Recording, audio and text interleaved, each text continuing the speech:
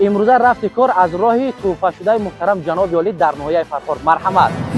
نشان و مادی از شما سپر داره، ما کلاهی سربلندی رو بسر داره، در سرودی خشت آهنگی زفر داره، رشتای قهرمان و راه داره، رشتای قهرمان و راه داره.